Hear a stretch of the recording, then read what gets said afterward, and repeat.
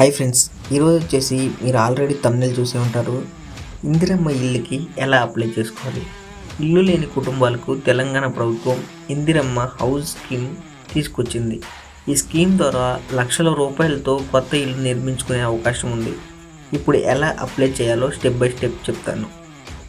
ఎలా అప్లై చేయాలి, అసలు ఎవరు అప్లై చేయాలి. ఈ స్కీమ్కి అప్లై చేయడానికి మీ కుటుంబం పేదగా ఉండాలి. ఇప్పటికీ ఏ ప్రభుత్వం ఇచ్చిన ఇల్లు మీకు ఉండకూడదు. స్వతంత్రంగా చిన్న స్థలం ఉండాలి, లేదా ప్రభుత్వం ఇచ్చే స్థలమైనా ఉండాలి. మీరు ముఖ్యంగా తెలంగాణలో నివసిస్తూ ఉండాలి. ఏ డాక్యుమెంట్స్ కావాలంటే అప్లై చేయడానికి అవసరమైన documents: Aadhaar card, ration card, income certificate, land documents లేదా house site proof, bank account details. Apply చేయడానికి 2 పద్ధతులు ఉన్నాయి. మీ గ్రామం లేదా వార్డులో విలేజ్ సెక్రటరేట్, మున్సిపల్ ఆఫీస్కి వెళ్ళి అప్లికేషన్ ఫామ్ తీసుకోవాలి.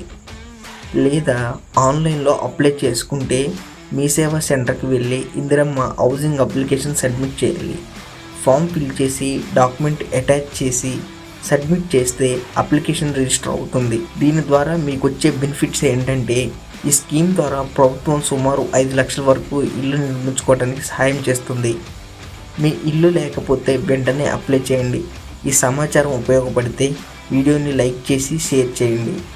అలాగే ఛానల్ని సబ్స్క్రైబ్ చేసుకోవడం మర్చిపోవద్దు.